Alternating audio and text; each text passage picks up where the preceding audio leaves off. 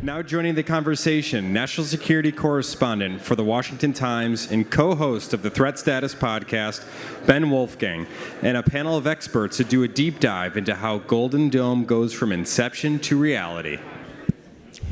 All right, everyone. It's been a very good, informative morning so far. It's always difficult to follow Dan Hoffman and General Van Herk, but I'll do the best that I can. I'm Ben Wolfgang, national security correspondent at the Washington Times and the co-host and producer of our Threat Status weekly podcast. We've been talking a lot on this show over the past couple months about Golden Dome, and now I've got a very distinguished panel here to help us dive into, in real kind of practical, concrete terms, how we get from inception to reality, and then what Golden Dome looks like going forward in the years to come. So here to do that on stage, we have retired Admiral Mark Montgomery. He is the co-leader of the Foundation for Defense of Democracies Air and Missile Defense Program. We have Tory Bruno, the president and CEO of the United Launch Alliance and a leader in this space for decades. Erika Marshall is the vice president of the Command, Control, Communications, Computers, Intelligence, Surveillance, and Reconnaissance portfolio at Lockheed Martin, or C4ISR. We love acronyms, of course, and that is a very good one. And last but certainly not least, Tom Karako, director of the Missile Defense Project at the Center for Strategic and International Studies. Thank you all so much for being here. I want to dive right into this. And Mark, I'll start with you. We just heard General Van Herk talk about this idea of, a czar and kind of maybe a new agency.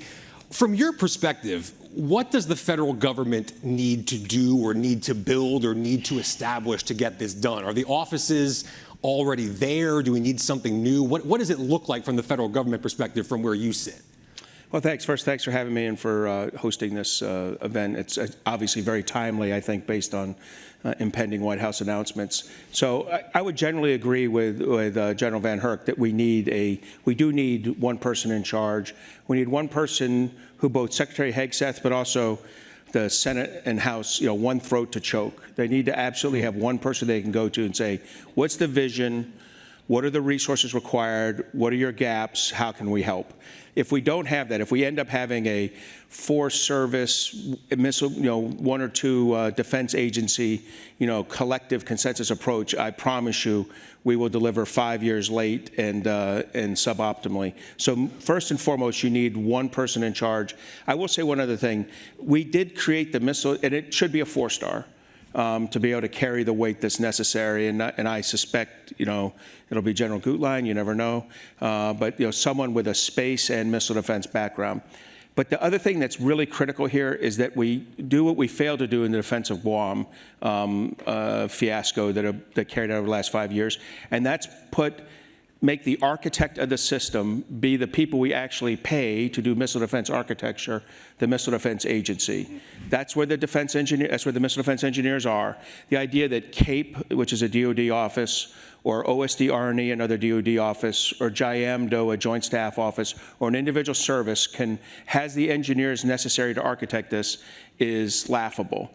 And we cost ourselves 4 years and billions of dollars in a defense of Guam effort proving that fact. Now that it's proven, give us a 4-star, give us missile defense as their architect, one of the deputies in there, align the services to them, and then provide the resources that are necessary to execute what the leader's vision is, which should be carrying out what the president proposes and the Congress disposes in its resourcing. Let me follow up on that, and Tom, maybe you could weigh in on this. Do you think this survives administrations politically moving forward? I mean, if we have a czar in charge, for example, or we establish some kind of new agency or department, is this the kind of thing right now, this idea of missile defense for the U.S. homeland, that will have enough bipartisan support to sort of transcend administrations and politics going forward? Well, I'll say at the outset, I'm concerned that the effort is not being put into making the case, to going to Capitol Hill, to explaining the why here, the why and basically the scenario of what this is for. I would say it's comical to see folks casting about, well, it's going to cost $2 trillion, There's no it yet that is publicly out there to be costed. And furthermore, the explanation, no kidding, of what are the metrics by which we are going to judge this, by which we're going to scale the architecture and that kind of stuff. So I think we're going to see that very soon. But there needs to be a lot more attention to making this not a polarizing stick that will be poked in toward a partisan ways. I think that needs to happen, and needs to happen very fast. There's going to be a very near-term effort, I would say, over the next 18 months at tops, to kind of get stuff out, get money contracted, stuff like that. But that political and policy explanation needs to be done in spades. And let me second some of the things that Mark was saying. I think I agree with everything he said, maybe except one, which is that, and maybe it's not Mark, but other folks, there does need to be one person in charge. They need to have the access, the high access to the DepSec or the SecDef directly, and not going through some assistant secretary. It takes 10 weeks for a memo to get up. Access, resources, and the kind of concept for what this needs to be. The acquisition authorities, especially to go quickly. But I'll say that there's one other thing that's been said, and that, well, we need a new organization because no one organization can do that. I've got to question that a little bit. Is the last thing we need to do is create a new organization that takes 5 years to get stood up and hire people. So for the love of God, no. Use the organizations that you already have, MDA, the architecture, the systems engineering, all that kind of stuff, and have a very small collection of people, not a new giant Golden Dome agency that will be a target, frankly, and will slow things down. Okay. Can I add one thing on because Tom is exactly right. And when you ask, will it survive? The real answer is, will it be successful? If it's successful, it'll have 1,000 fathers, right? And it'll become bipartisan. Yep. But if it's not successful, it will be dropped like a hot potato. Yeah. Okay. Well, let's talk about what it would take to make it successful then. Tory, you've obviously written a lot about the technology that will make up the Golden Dome. We've heard a lot of that already this morning. But from your perch, is there anything we're missing from sort of the technical point of view, the 21st century technology we need to make Golden Dome a reality? Is there a piece that still needs to be built? Or from your perspective, is it mostly already there and just needs to be put together properly? Yeah, Ben, well, the answer to both parts of those questions, yes. It's mostly already there. The most common threat is a ballistic missile threat. We have the most exquisite systems in the world already. They're already in production. They can be redeployed to the homeland and provide us with an initial capability literally this year, which would get better every month after that. But there is still a piece missing, and that is the maneuvering hypersonic threat. The systems we have now depend on the threat following a ballistic trajectory. It's literally shooting a rocket down with another rocket. It's just like shooting trap. You got to aim in front of it, and you come to the same point in space. The maneuvering threat waits till you commit that interceptor, and then it moves out of its path. The way we have to deal with that for anything that is a long-range maneuvering threat is from space, and we have to change the physics. We need a speed of light round. In other words, we need a directed energy platform based in space. That's going to take several years. We could have that if we start it now in the mid-2030s. But again, the good news is far and away the most common threat is ballistic missiles.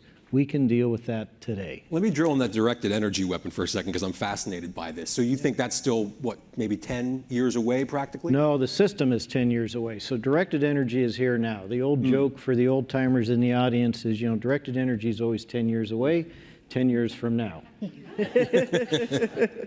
But the reality is that quietly stopped being true, and I was kind of frustrated as an old DE guy that nobody noticed. Okay, 10 years ago, I developed a system that we were using to shoot down drones and short-range ballistic missiles, and there are several systems in full-scale development for the military today. So it is practical.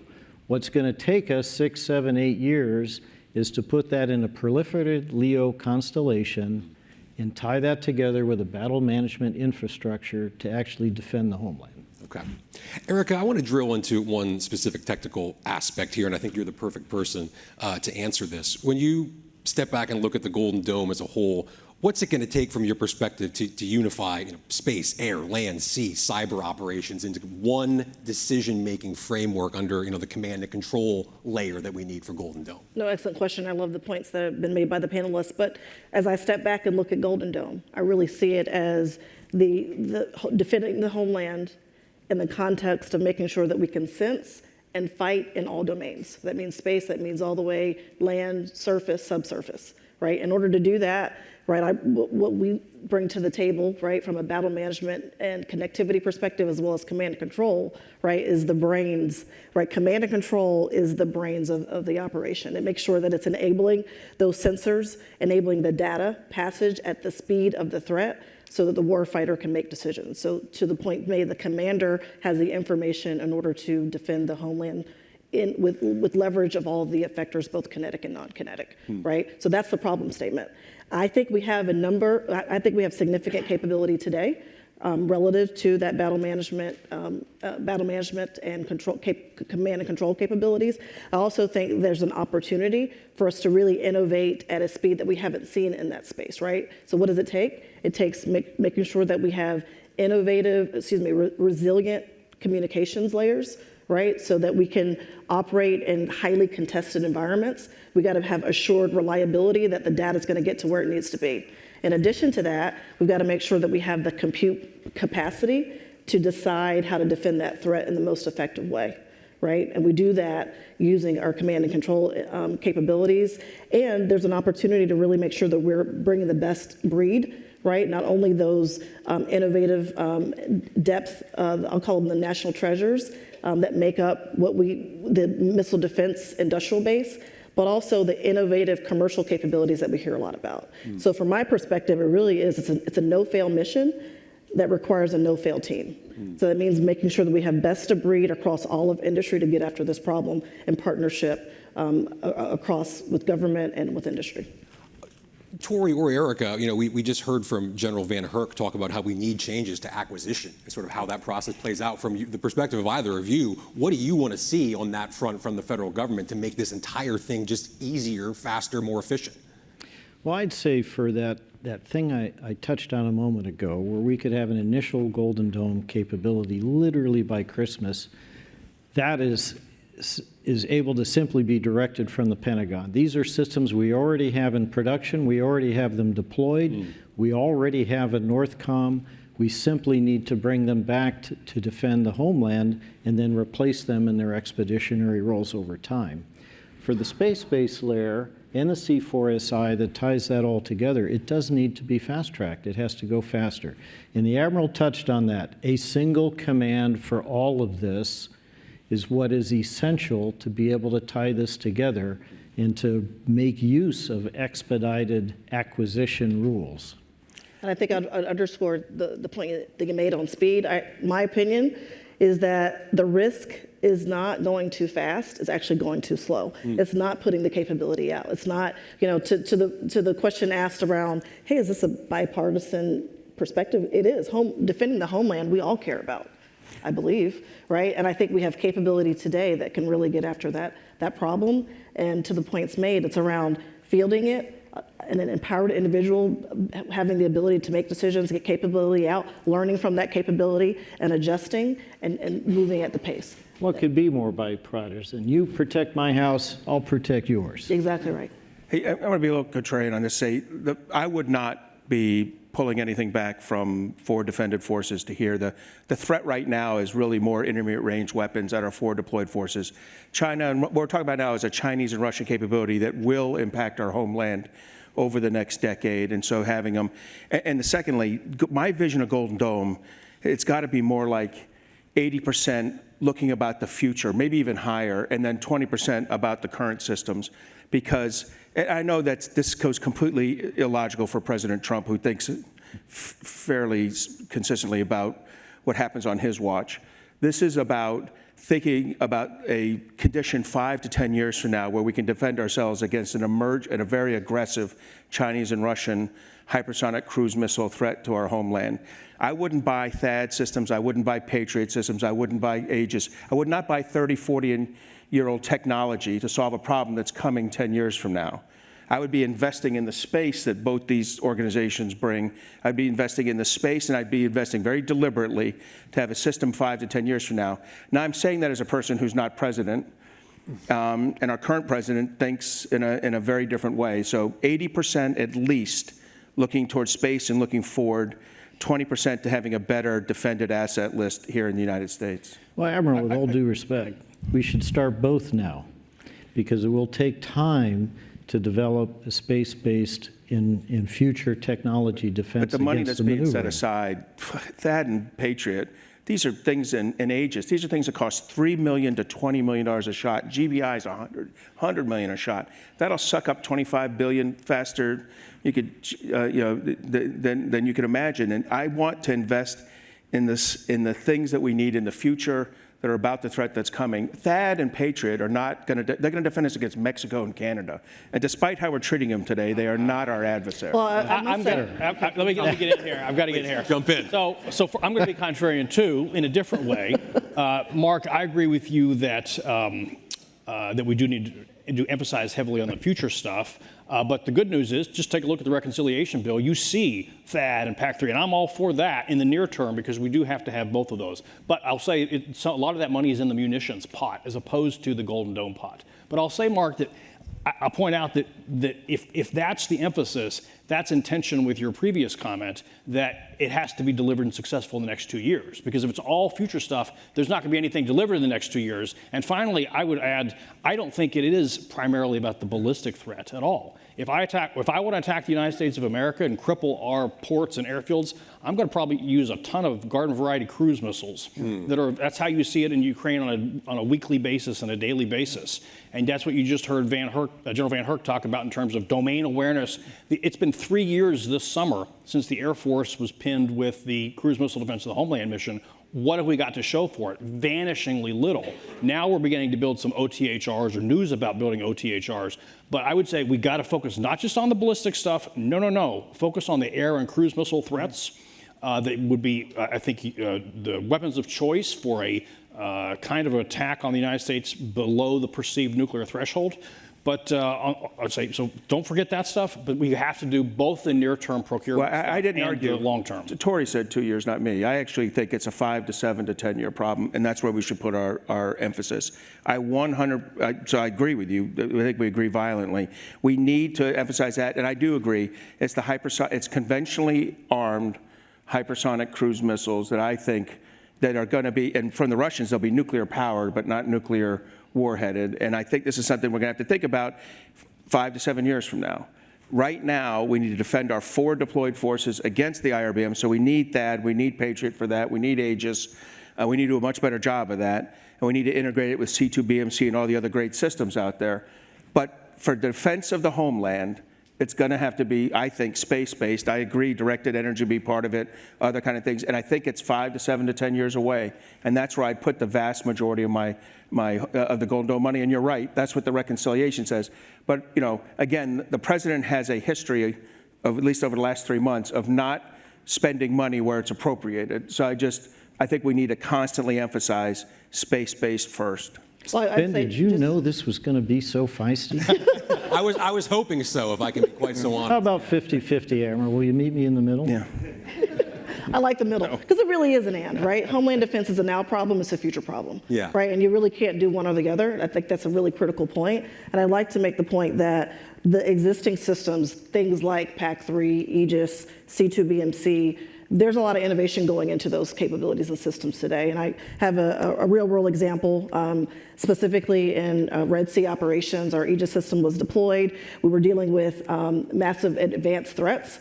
We implemented AIML capability so that we could do over-the-air updates to the Aegis system itself to actually contend with those threats. That's the mindset that we've got to have, right? The threat is not waiting on acquisition processes. It's not waiting on technology advancement and implementation. The threat is happening today. So we've got to leverage the capability that we have today, figure out how to innovate on top of those capabilities, figure out how to bring in new capabilities, figure out how to make sure the space layer is even more effective. And as we do that, right, like having a laid out plan so that we can, so that we can deploy capability fast, learn in real world environments, leverage that data to make our system smarter. Because we talked about AIML. The thing about AIML that makes it so powerful is actual data, real world data. The more I have, the better I can be. Implementing those capabilities across all domains to, again, I'll just underscore the point, we're going to be sensing and fighting in all domains. And I think it is absolutely an and. Hypersonics are coming. Ballistic missiles are here now in large quantities, as well as cruise missiles. Yeah. We don't want to wait 7 years to begin defending the homeland. Let me open this up to everyone to kind of build off of that. As the Golden Dome is being implemented, becoming a reality, what kind of check marks are you all looking for to say this is a success, this is working, this concept of the Golden Dome for America is coming to fruition in an affordable way with political support? Like, we don't want to, of course, we don't want to have a missile attack on this country, so we don't necessarily want to see the Golden Dome in action, shooting things out of the sky. So what should we be looking at as check marks on this process to say, this is working? Tom? Well, I think we've hit some of these things already, but number one, it can't be a political boondoggle, right, to use a technical term. We have to make the case, the policy case, and that needs to be accepted, understood and accepted and explained and explained and explained so that it's clear what the heck this is for and what we're doing. Another thing that I would tout from Senator Fisher's remarks this morning is on the spectrum side. I'm going to use a phrase from children's literature that selling off the low 3 S-band is a terrible, no good, very bad idea. And there are certain interests that are disproportionately incentivized to do this, and it makes sense to do that, and the ease with which one can embrace the selling off of the S-band, which we use for our radars, is an inverse proportion to your awareness of air and missile defense needs. The more you learn about it, the worse it sounds like, the worse of an idea it sounds. The less you know about the national security needs, then it seems fine and plausible to have slightly longer, slightly faster cell phone. And I'm going to say, in Hawaii a couple years ago, there was that fake text message about an incoming missile attack, and it spooked everybody out and hid in the gutters and all this kind of stuff. Well, suppose there was a real attack. It would be slow. It would be a small solace to folks to get that text message slightly faster over 6G or whatever, and then not have your military radars to be able to do anything about it. So that's happening. It's very current. I hope that gets addressed in the right way, and I'll just leave it there. So I agree with the spectrum issue. I think Tom's right on there, and it's the perfect child school analogy there, which is necessary. The other thing, how would I measure success? That ULA and SpaceX are making a crap ton of money launching small satellites up. That would be one good metric. That all the startups that are building the tracking and the engaging satellite buses, the systems that go on the satellite buses, are being purchased by Lockheed and General Dynamics and Boeing to put into their programs because they're successful. I mean, the honest metrics of success are that we are investing in the launch and distribution of the satellite network that's necessary, so that 5 to 7 years from now we can have an aggressive defense. Most of us understand in this room what the size of a defended area is around a THAAD or Patriot or Aegis system. It is it's less than a county in America, and we have 3,700 counties. So we're not going to defend America with THAAD and Patriot. We're going to defend America with something from space that can handle the geography of it. The final thing I'll give you, I'll know we're right if we finally break the Army of its antipathy towards dirigibles and aerostats. If we can get dirigibles and aerostats up into space with fire control data stuff, this will help both the space base, it'll help the terrestrial current base, but because they look ugly, because one of them got underway and dragged its way through Uncle Fester's farm in Delaware, Pennsylvania, where, by the way, no one died, right? But we canceled the program. If we canceled every aviation program, when it had an incident with no deaths, we'd be out of airplanes, right? So we need dirigibles. The Army needs to, embrace its role as the dirigible, as the owner of them, and we need an aerostats, and we need to get them up there, and they need to not be at 10,000 feet alone, 20,000, 40,000, 60,000 feet, even in near space. That's the kind of innovation and technology that would tell me that we're starting to kick butt on this. I would say an initial operational capability and an architecture that allows it to improve every few months after that. That's what I would look for. And I can't pass by, Admiral, as the guy who developed the THAAD interceptor, that's the defended area for an ICBM. It gets bigger as the threat gets shorter range. So a little bit better than that. Erika, we talked about money a little bit here, and I'm curious, maybe one way to save money is to reduce the development time of some of the things that we're talking about here. From where you sit, are there sort of combat-proven command and control systems now that can be leveraged to reduce deployment time and sort of get this fully operational faster, and how? No, absolutely. And the entire morning we've talked about speed and the importance of moving at pace. We have existing battle management, command and control capabilities that can be leveraged. We also have an environment to bring in innovative capabilities such that those can be tested and deployed to the warfighter today. So I really do underscore the point of what success looks like to me is really fielding capability quickly, right? And fielding in a way that actually brings industry and commercial capabilities together for a concerted mission. So prioritizing your missions and really focusing on implementation in an operational environment, right? So less study, less analysis, more execution and implementation. And I think we have the ability to do that. And the reason that you can move at pace is because those systems are here today, and that you can build upon the security environment, right? The infrastructure that also, as we're developing this capability, it's going to be protected, right? Because some of those things, aren't necessarily fun to talk about, right? Cyber hardening and information assurance, et cetera, but they are essential. So those things exist in capabilities today. Leverage it, don't redo it, right? So, and then let's innovate on top of that. Let's leverage an architecture that can scale and innovate on top of the capabilities. Erika, today MDA routinely conducts joint operations where they have THAAD, they have Aegis, even GMD, of course, SBIRS, queuing all these systems all at once in single exercises. I got to build the targets for that too, simulating enemy ballistic missiles. It's a matter of scale. That's right. The basic building blocks are already here for that initial capability. Okay.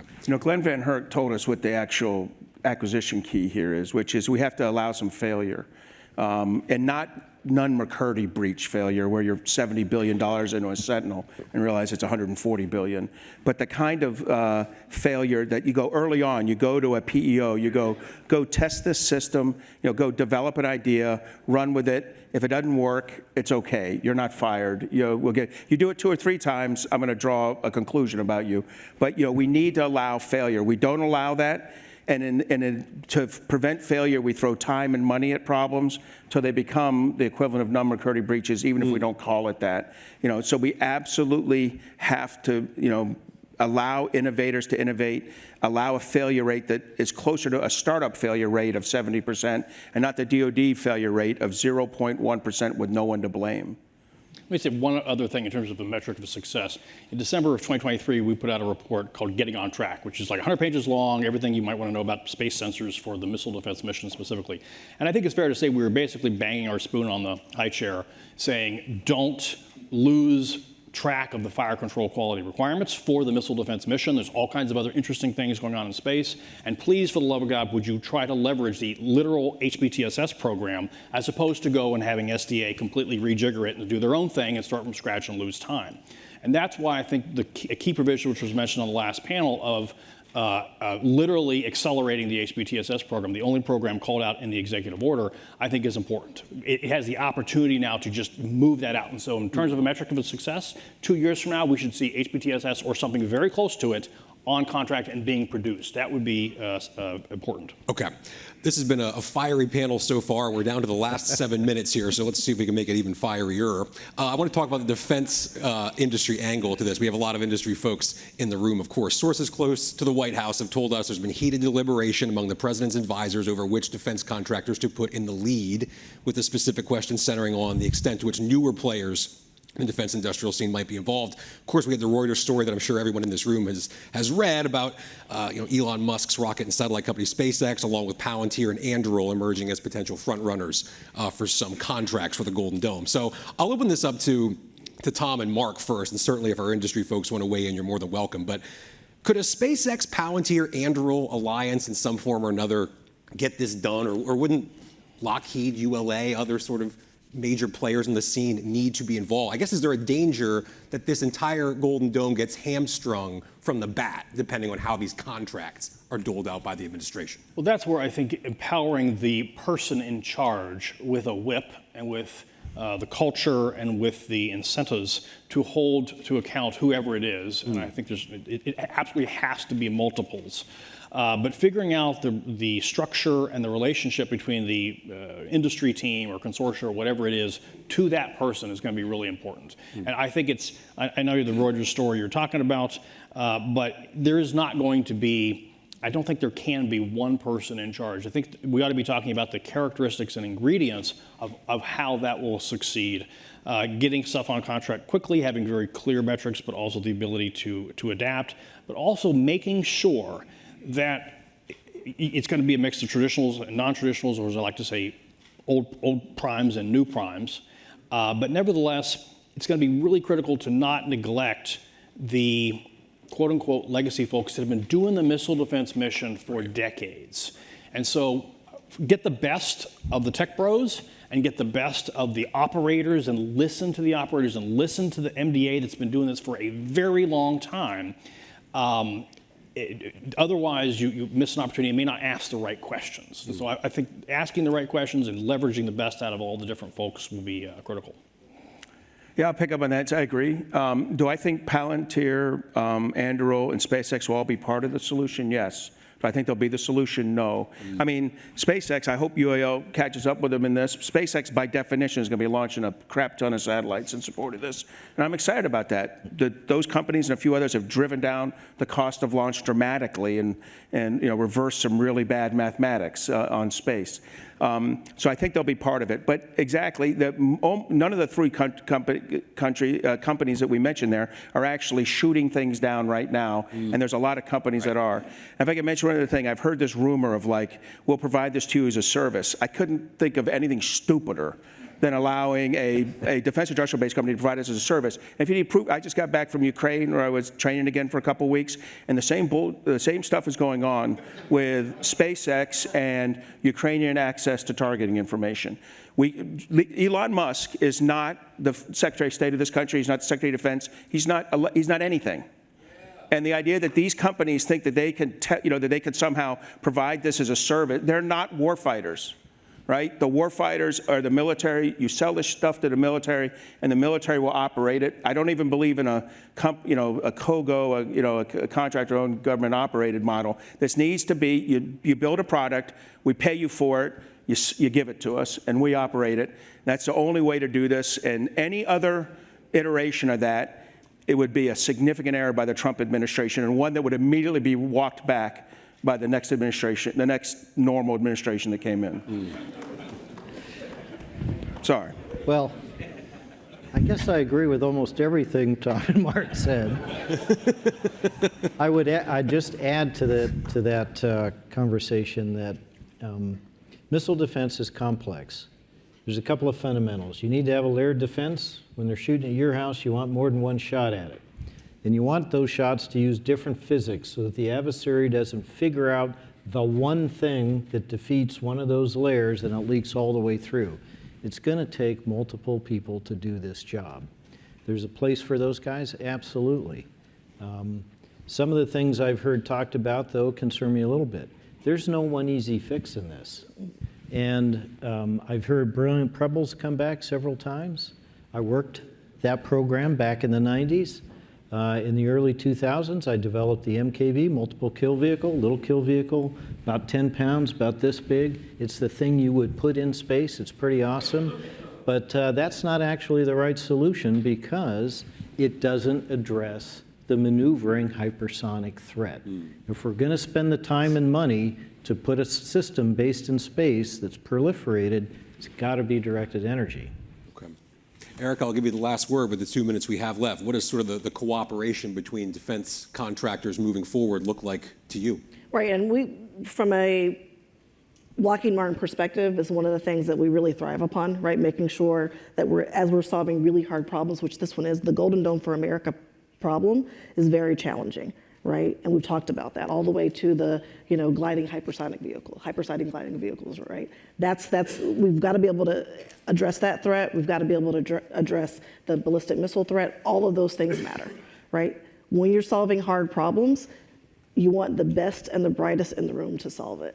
And from my perspective, that means the individuals that have been working on these very hard problems for a very long time. So those are the people that have been supporting the Missile Defense Agency across not just my company, but others that really live and breathe this. And it's also the innovation, right, that can come in and say, well, hey, what about this? Can we do this better and faster? To me, it's it's a unique opportunity with the right leader in the room to really get all of the right industry at the table. So because of this problem and because of the challenge of it, I think we're better suited to do it together in an effective way and work together in an effective way in support of the mission. Okay. Well, this is great. Thank you so much. Erika Marshall, Tory Bruno, Mark Montgomery, Tom Karako, thanks so much for being here this morning. Thank you.